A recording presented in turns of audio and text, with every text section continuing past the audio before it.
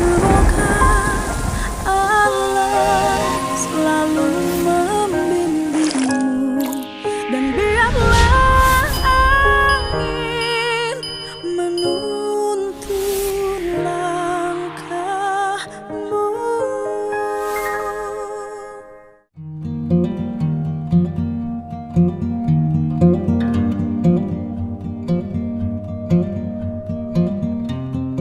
Baik, bismillahirrahmanirrahim. Assalamualaikum warahmatullahi wabarakatuh. Waalaikumsalam. Terima kasih bagi kawan-kawan Komisi 2 DPRD Provinsi Jawa Barat yang bersedia bersilaturahmi. Ini bukan rapat ya, karena tidak ada rapat dengan orang yang belum dilantik, kan nggak ada.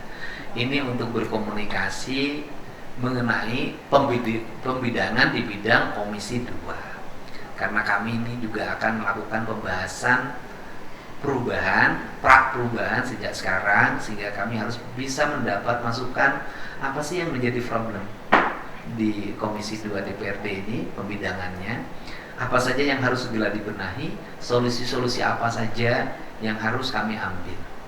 Dan sampai hari ini saya sampaikan total alokasi biaya yang insya Allah lah sudah ready untuk mengisi, menambah pembangunan di Provinsi Jawa Barat yang dulu belanjanya tidak tepat, sekarang jadi tepat, itu kurang lebih 5 triliun. Mudah-mudahan bisa mencapai 5,5 triliun. Dan ini angin segar bagi masyarakat Jawa Barat. Dan kami ingin dari sisi pengelolaan APBD Provinsi Jawa Barat, nanti saya sudah meminta kepada sekretaris daerah pembahasan teknis DPRD harus sampai satuan 3. Tepuk tangan. Sepakat? Nggak ada lagi nanti provinsi bawa anggaran gelondongan nggak ada. Sampai satuan 3, sehingga Bapak bisa mengkritisi belanja ini tepat atau tidak, besar atau tidak, lebih atau kurang. Setiap anggota, dan kemudian seluruh satuan 3 itu nanti bisa diakses oleh masyarakat secara luas melalui portal Jawa Barat. Gitu loh ya ini. Selanjutnya, mangga Ibu pimpinan komisi untuk memimpin aspirasi, saran-saran pendapat buat saya sebagai pendatang baru di Provinsi Jawa Barat.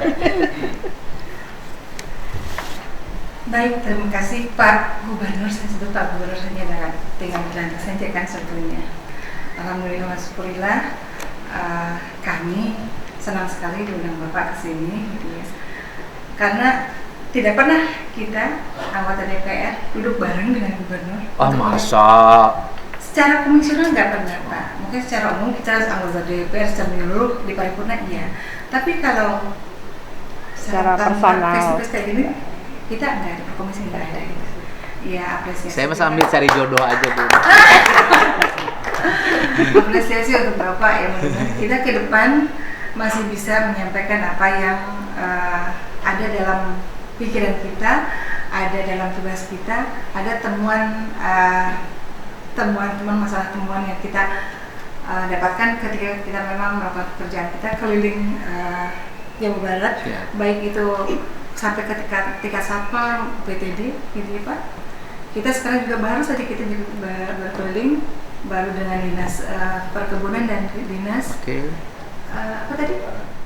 Oh iya, perkebunan ya. Iya. Pertanian di sini nggak? Iya, di sini juga. Pertanian, perkebunan, kehutanan di sini. Kita 9 ini Pak, 9 dinas. Oke, Ibu jelasin biar warga tahu Komisi 2 DPRD Provinsi Jawa Barat tuh membidangi apa saja, Mangga Bu? Membidangi perekonomian, diantaranya satu, bermitra dengan dinas TPH, tanaman pangan dan hortikultura, kemudian ketahanan pangan dan peternakan, kemudian industri dan perdagangan, koperasi KUK, koperasi dan usaha kecil, kelautan dan perikanan, dan dinas pariwisata dan juga kehutanan. Oke. Nah, di bidang ini kan saya lagi fokus pada infrastruktur. Infrastruktur apa saja yang sangat dibutuhkan oleh publik Jabar? Kan inti bidang ini. Pak, 80% menurut informasi irigasi, infrastruktur irigasi kita harus akses. Itu yang perlu kita push, karena tanpa itu suatu kemustahilan aja produktivitas pertanian kita akan berjaya di sana. Kemudian masalah ini kan dilihat dengan ketahanan pangan dan dengan program pusat. Gimana produktivitas kita bisa digenjot? Kalau kelangkaan pupuk Pak, masih kita bisa atasi. Petani bisa berkreasi untuk membuat pupuk organik. Pupuk organik. Ya. Tapi ketika air tidak sampai ke lahan budidaya mereka, itu yang nggak bisa lah. Jangankan untuk pasokan kebutuhan Jawa Barat lah atau nasional, untuk kebutuhan mereka sendiri aja kan ini minim gitu Pak. Ya. Kemudian jalan produksi pertanian. Akses. Ya, akses. Itu juga kan produksi mereka sampai ke pasar itu ya mending kalau produksinya tahan Pak ya. Kalau sekarang kayak sayuran harus berhari-hari sampai ke pasar, itu kan proses pembusukan terjadi di jalan. Iya, betul. Akhirnya kualitas produksi mereka menurun, nggak laku di pasaran. Jadi itu memang akses jalan produksi itu diperlukan juga untuk infrastruktur.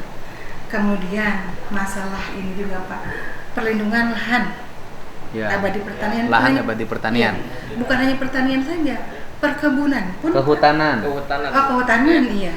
Kalau pertanian kan memang ada. Perkebunan sekarang jadi pertambangan, Bu. Iya betul. Nah, PTPN jadi nyewain tanah untuk ditambang. yang berkontribusi terhadap emisi karbon pemenahanan emisi karbon bukan hanya kehutanan, di perkebunan pun sama gitu loh. Di pertanian juga sama. Di pertanian juga, tapi pertanian juga berkontribusi besar terhadap, mohon maaf Pak, penurunan kualitas tanah. Iya. Ya, sekarang haranya hancur. Iya. Karena pupuknya kimia terus. Dan selain itu juga Pak, sekarang seharusnya perhutanan sosial Pak, permasalahan Pak. Dengan ada perhutanan sosial, bukan terjadinya tutupan hutan bertambah, tapi tidak. berkurang. Kebanyakan sekarang yang mereka masyarakat yang dapat itu fasilitasi perhutanan sosial, mereka perjualbelikan, tidak mereka garap. Iya, eta mah tradisi, Bu. Kayak jadi sertifikat. Nah, harapannya Komisi 2 di khususnya saya nanti mungkin teman-teman akan mengenai Pak. Perkenalannya belum ya, nggak apa-apa nanti belakangan perkenalannya. Nah itu Pak, kalau pertanian ada perda perlindungan lahan abadi pertanian, tapi kalau perkebunan tidak ada. Kehutanan juga tidak ada. Nah saya berharap sih ke depan bahwa kita yang dari dulu di zaman Belanda, Jawa Barat itu terkenal dengan perkebunannya, bukan pertaniannya, gitu ya. Jadi berharap kembalikan kejayaan perkebunan Jawa Barat seperti itu. Kopi luar biasa Pak. Saya pernah ikut pameran tentang kopi dan buyers dari luar itu banyak yang berminat terhadap kopi Jawa Barat. Hanya saja tinggal kontinuitas itu tidak terjaga dengan baik. Gitu. Sekarang kita punya indikasi geografis kopi Preanger, Java Preanger. Tapi egosentral dari masing-masing kepala daerah itu menjualnya tidak Java Preanger lagi, tapi ada kopi Malabar, kopi Gunung Puntang, kopi Manglayang. Padahal kan sudah dibuatkan IG bahwa itu kopi Java Preanger. Kenapa ini terjadi? Ya harapan saya ke depan Bapak lebih memperhatikan itu. Pasti. Gitu kan. Komisi 4 asalnya. Iya kan, saya pernah. Cicingnya di orang petani. Saya juga basicnya petani Pak. Jadi gitu paham banget gitu ya masalah itu. Dan sayang sekali. Itu mungkin yang dari saya atau ada dari teman-teman. Yang lain silakan, nanti saya menampung. Lina dari fraksi Gerindra sebagai wakil ketua. Mohon maaf tadi sudah disampaikan Pak Bambang selaku ketua masih sakit. Ya, mudah-mudahan sehat Pak siapa Bambang. Yang silakan Bu. Menambahkan apa yang sudah disampaikan oleh Pak Wakil, kemudian juga prioritas yang sudah disampaikan oleh Pak Gubernur.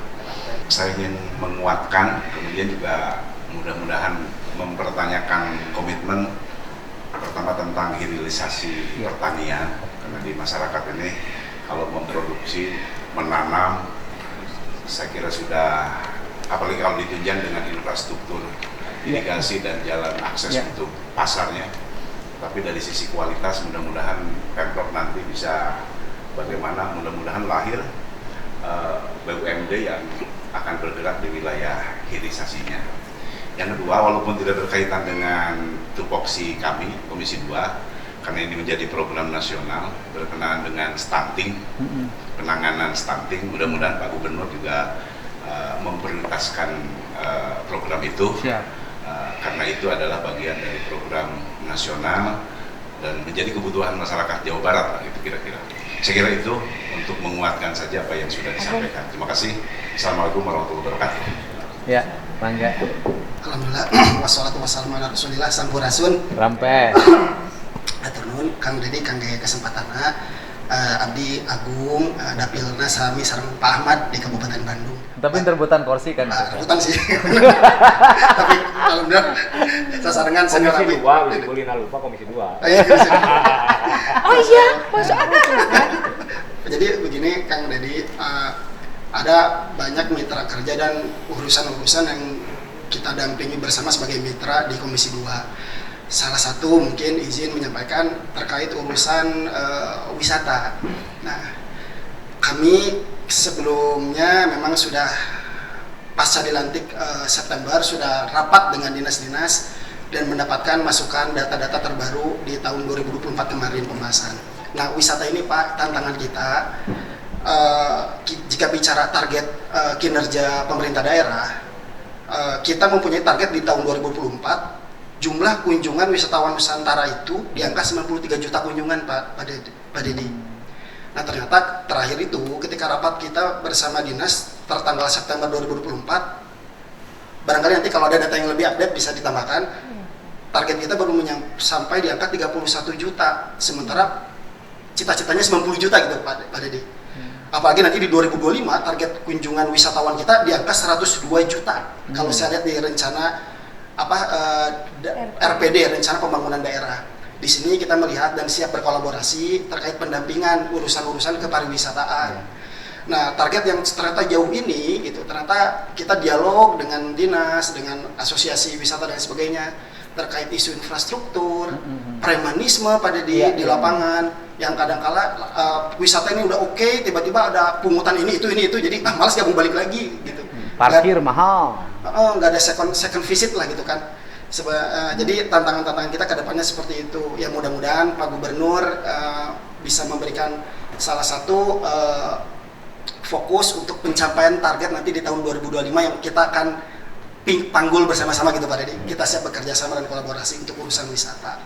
Yang selanjutnya Pak Dedi, izin ingin saya menyampaikan terkait capaian kinerja teman-teman kita yang sama-sama berjuang di kedinasan. Alhamdulillah Pak Dedi, kalau kita lihat beberapa indikator, saya coba sebelum datang ke sini rangkum dulu tadi si izin Bulina. Ada beberapa hal seperti contoh nih produksi peternakan kita Pak Dedi kalau bicara ke pangan. Nah ternyata kita lihat di target RPD itu kita produksi peternakan targetnya itu 2,1.380.000 target. Alhamdulillah tahun 2024 ini realisasinya melewati target sebetulnya di angka 2.167.000 juta ton. Nah ini capaian-capaian mungkin bisa kita jadikan euforia, oh tercapai nih produksi kita. Tapi perlu kita waspada itu Pak Dedi, dari tahun 2023 ke 2024 jumlah produksi kita turun. Sementara kan cita-cita Pak Prabowo kita jangan stunting, apalagi kita Jawa Barat ranking berapa Bu Ketua? Bu Wakil? Stunting ranking 2 se-Indonesia. Oh Jawa Barat teh. Ya betul ya. Ranking.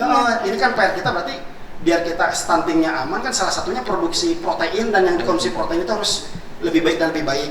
Nah kami siap juga mendampingi bersama-sama untuk memastikan bahwa mudah-mudahan produksi peternakan kita di Jawa Barat ini secara target tercapai. Kalau dari tahun sebelumnya ke sekarang jadi turun sangat disayangkan Pak Dedi gitu, seperti itu.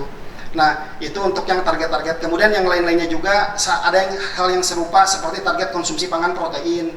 Kita di targetnya 62,3 gram kapita per hari, tercapai targetnya. Tapi ada apa istilahnya teh? Tidak ada yang tidak tercapai terkait tingkat konsumsi pangan dari sisi proteinnya. Artinya mudah-mudahan dari sinkronisasi produksi pangan, produksi telur, susu, sapi dan sebagainya memang perlu perhatian khusus untuk kebaikan kualitas protein anak-anak kita, ada warga kita pada itu mungkin harapannya bisa jadi diadvokasi lebih khusus lagi, baik dari advokasi anggarannya. Nah yang selanjutnya mungkin bisa kepanjangan, yang lainnya itu terkait anggaran pada mohon dikoreksi jika saya salah oleh teman-teman saya, senior-senior saya. Kita dari 31-an triliun itu anggaran untuk Komisi 2 yang ngurusin stunting, wisata, industri, perdagangan, di total itu anggaran Komisi 2 itu berapa Pak? Nggak nyampe 1,6 triliun. Mungkin cuma 2% atau 3% ya? Nggak nyampe 0, sekian persen. 0, Nggak sampai 1%, Pak. Bukan maksud kami ingin ada kelebihan atau bagaimana, tapi target kita yang dititipkan oleh Pak Prabowo ini besar tanggung jawabnya di Komisi 2 pada di perkebunan, pertanian, urusan pupuk, alsintan segala rupa. Sementara anggaran-anggaran yang kami pantau dari dinas demi dinas umumnya itu gedenya itu di urusan penunjang program penunjang urusan Pemprov kayak gaji kayak gitu. Mungkin itu tidak salah. Ya, mungkin itu yang memang harus kita perjuangkan karena di dalamnya kan ada gaji penyuluh, ada gaji ASN dan lain sebagainya. Sebagai contoh aja, dari anggaran wisata aja Pak, kita ada anggaran kurang lebih 110 miliar untuk penunjang urusan tuh 61 miliar Pak, di atas 50%. Gendutnya di gaji dan sejenisnya itu. Nah, harapan kami mudah-mudahan ya udahlah kalau misalnya hak-haknya ASN dan penyuluh dan mungkin honorer lainnya bisa kita pertahankan. Mungkin program yang langsung ke rakyatnya di Komisi 2 ini bisa ditambah gitu loh. Seperti itu mungkin tambahnya. Atur nuhun Pak Punten beli panjang teh, maka enggak usah nesta kita. Atur nuhun. Mangga. Iya, baik. Bapak Ibu yang saya hormati, ini keren banget pertemuan hari ini. Yang pertama adalah di kepala saya pembangunan itu harus terintegrasi. Problem kita hari ini adalah pembangunan dilakukan berdasarkan pendekatan keproyekan, pendekatan kelembagaan. Nah, integrasi itu dimulai dari integrasi pembangunan, dimulai dengan tata ruangnya harus tertata dulu. Sehingga sektor apa sih hari ini yang mengalami problem, mengalami himpitan, kemudian dia sangat tertindas? Ya sektor Bapak Ibu yang komisi. Sumber air mata Pak. Dia sangat tertindas dari sisi sektor pelaksanaan pembangunannya. Tetapi seluruh rakyat Indonesia, rakyat Jawa Barat, kehidupannya tergantung di sini. Ya. Kita ini tergantung pada air, kita tergantung pada hutan, kita tergantung pada kebun, kita tergantung pada tanaman pangan, kita tergantung pada aspek peternakan, kita tergantung pada aspek perikanan, kita tergantung pada kelautan. Tetapi kita ini tidak pernah mengistimewakan mereka, baik dari sisi perlakuan maupun dari sisi keistimewaan anggaran. Kan itu loh. Kapan sih petani dihargai? Kan baru sekarang tuh, harus sekian, duitnya sekian, beli oleh Bulog. Kalau dulu kan dibeli oleh Bulog, Bulognya harus pakai uang bank yang itu bunganya bunga komersial.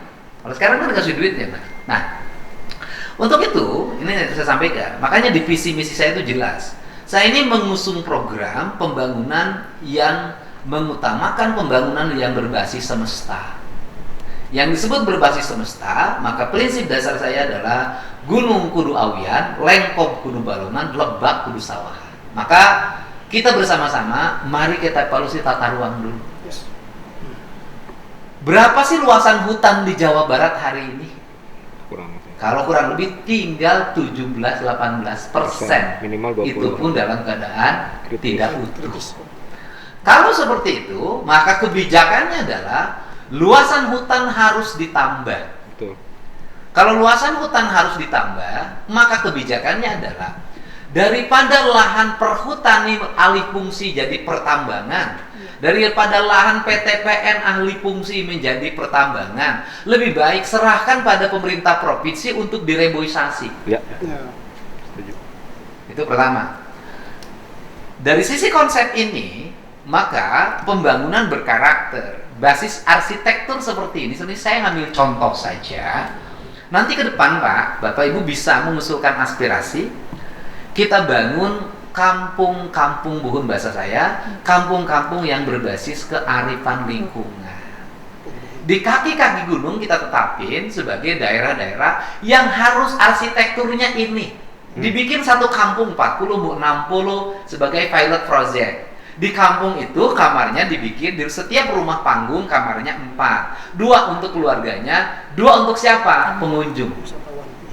Maka pendidikannya terintegrasi Pak. Anak-anak yang tinggal di kampung-kampung yang dipersiapkan menjadi kampung adat, kampung berbasis wisata, orang menyebutnya homestay. Anak-anak itu dikasih pelatihan khusus Pak. Treatmentnya bahasa Inggris, cara pramusaji, bagaimana tata kelola bajunya, bagaimana menyambut tamu, dikursuskan di hotel-hotel. Kita biayai oleh provinsi. Ini yang disebut dengan insentif karbon.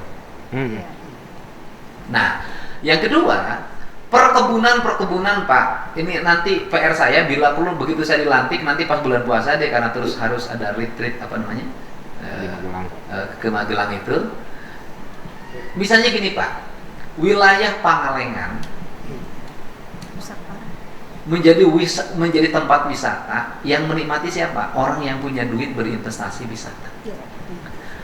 Orang-orang yang mengurus entehnya gajinya rendah, rumah bedengnya dari dulu sejak zaman Walanda tidak berubah. Mereka hidupnya miskin.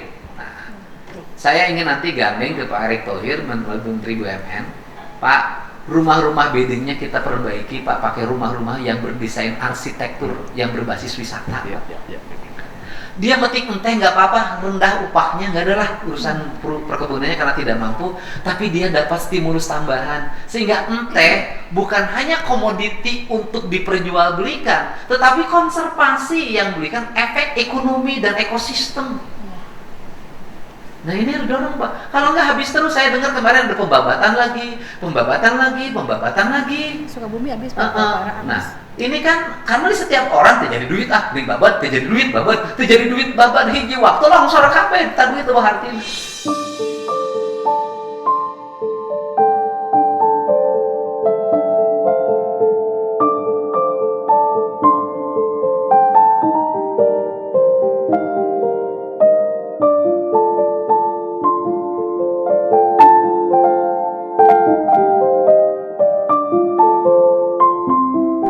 Ini kita dorong Pak, nanti menjadi program, menjadi stimulus program kita. Nanti YouTube ini ditayangi dan nanti itu langsung ditonton oleh kepala dinas untuk segera dibuat program.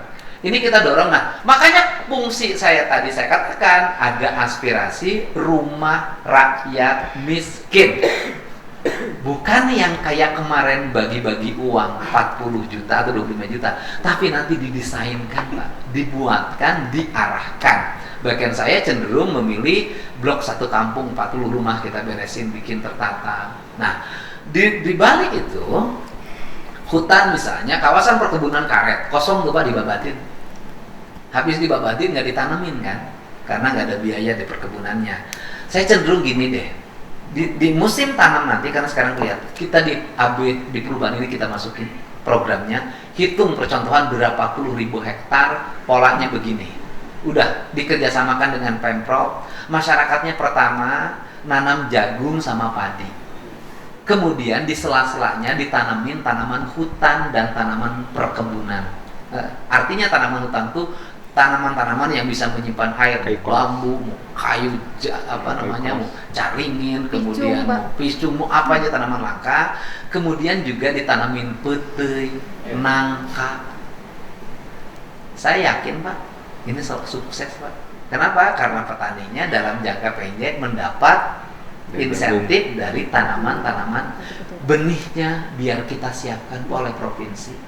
Kemudian setelah itu sudah Pak, saya sudah ngomong sama lab pertanian yang Lembang, lab pertanian yang di Sukamandi, ya kan, yang Kementerian Pertanian sudah kita anggaran untuk melakukan penelitian dan pembenihan sekian miliar, melahirkan benih unggul untuk sawah dan padi goko. Kenapa? Jujur Pak, benih-benih yang didapat oleh petani hari ini di pasar banyak benih yang tidak orisinal.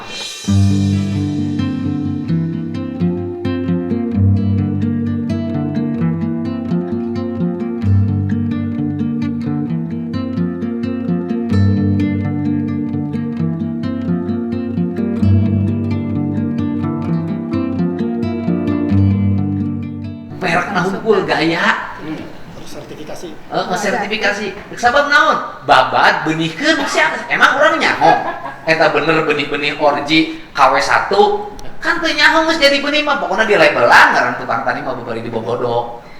Nah ini yang terjadi, ini kita buat Pak, kita buat. Kemudian daerah-daerah yang sudah menjadi pertanian organik kayak di Ciamis pada satu kecamatan organik, kita dorong Pak masyarakatnya untuk punya sapi. Kita dorong untuk punya domba, cari sapinya yang unggulan, lelangnya jangan sampai kuru, tempo paeh dibikin, modar bikin begitu. Nah ini kita kejadian Pak. Terus kemudian inseminasi buatan untuk peternakan, labnya diperkuat sehingga IB-IB ini harus keliling.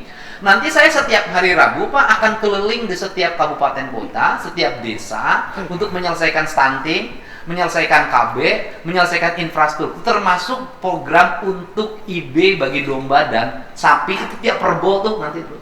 Jadi kalau ada hari ini pemotongan anggaran, tidak berarti anggaran perjalanan itu dipotong, tidak. Yang dipotong itu anggaran yang kira-kira tidak bermanfaat. Insentif untuk petugas IB kita akan perbanyak. Nah ini titik fokusnya. Kemudian di infrastruktur, belanja infrastruktur di anggaran murni kemarin itu 700 miliar itu jalan plus irigasi. Ya. Kemudian BBWS hari ini kena refocusing. Kurang lebih sekitar 240 miliaran hilang. Dana DAK kita juga sama. Tetapi itu semua tidak akan hilang, akan kami tutup melalui anggaran penyisihan yang 5 triliun. Bahkan akan kami tambah. Kami targetkan anggaran untuk infrastruktur pertanian irigasi itu mencapai minimal 500 miliar. Gitu loh. Untuk itu nanti kita rumuskan mana sih yang paling tepat. Kenapa? Karena proyek irigasi ini juga proyek yang paling untung dan 4 kali lipatnya banyak. Kenapa? Mari ke sana jauh, Pak. Irigasi, mari ke sana jauh. Kadang-kadang asal apel ya kan ucai, harapnya kosong. Nah si pemeriksanya itu kan tidak seperti jalan. Jalan mah babari turun, kan kudu lembang ngapain sawah horeamen. Mentake proyek itu banyak diburu oleh orang yang Pak Denny nu batian marin jalan cenah irigasi. Nah, kita harus rumuskan apakah polanya akan proyek yang untuk besaran yang 2 miliar 200 jutaan yang kecil-kecil, kalau yang mau besar kan harus itu. Apa kalau untuk bantuan? Nah, kalau untuk bantuan efektif enggak, karena hari ini penerima bantuan tidak sejujur zaman dulu. Kan kita harus cari rumusan nih Pak, agar tepat. Yang kedua adalah jalan itu mendapat prioritas kami itu nanti judul jalan banyak Pak.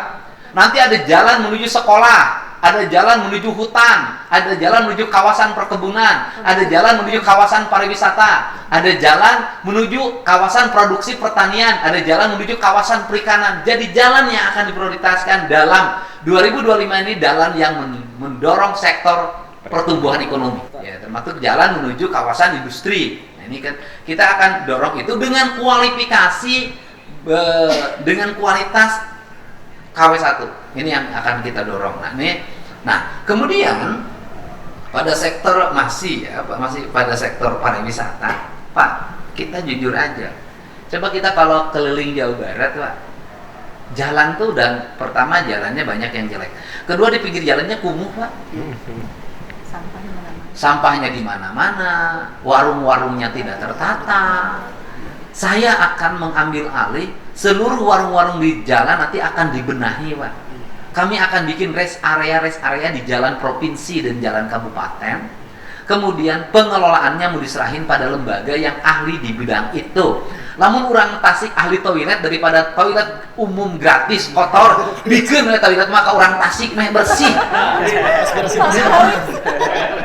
Itu kan nggak apa-apa, investasinya provinsi nggak apa-apa, kan bantu rakyat kita Pak. Kita mendapat manfaat. Ini akan kita akan didesainkan Pak, nanti ada desain sehingga nanti ada desain rumah, bantuan rumah untuk pantai, bantuan rumah untuk daerah pedataran, bantuan rumah untuk daerah pegunungan, nanti berbeda-beda arsitekturnya. Bapak ITB sangat ngerti tentang itu. Nah, ini yang akan kita lakukan, termasuk nanti Pak, bukan nanti, mulai sekarang kita akan membeli sumber-sumber mata air di seluruh Jawa Barat. Kenapa Pak? Suatu saat itu akan menjadi barang yang sangat mahal. Ketika sumber mata air sudah dikuasai oleh swasta dan diperjualbelikan, rakyat tidak punya akses lagi, maka air akan lebih mahal dibanding dengan BBM.